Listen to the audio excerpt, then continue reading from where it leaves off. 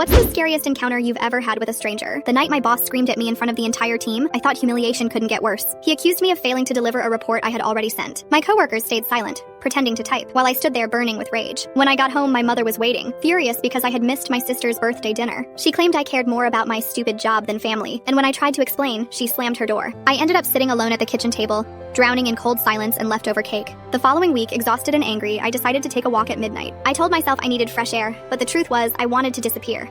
The streets were quiet, only a few bars still open. That's when I noticed him, a man leaning against a lamppost, his eyes fixed on me. I quickened my pace, clutching my phone. He pushed off the pole and started walking, matching my rhythm. I turned left, then right, changing direction, but he mirrored me. My heart pounded as if I were back in that meeting room, cornered and exposed. I crossed the street, nearly slipping on wet asphalt, and heard his footsteps closing in. He didn't call out, just followed with terrifying persistence. When I reached the bridge, I stopped, convinced I'd confront him. "What do you want?" I shouted. He smiled faintly and whispered, "You shouldn't be alone tonight."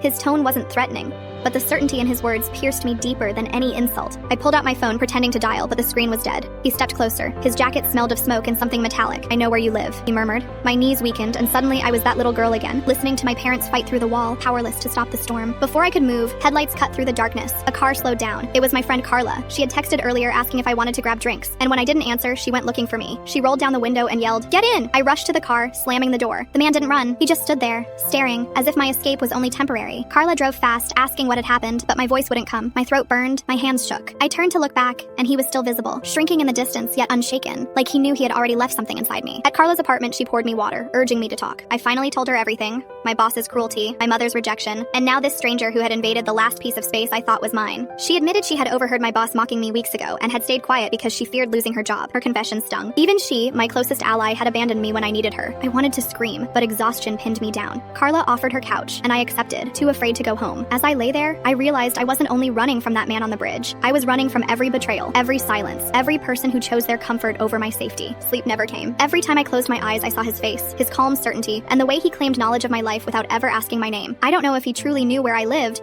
or if it was just a bluff. But that night, I understood how terrifying a stranger can be, not only for what they might do, but for how they show you the fragile threads holding your world together, ready to snap at any moment.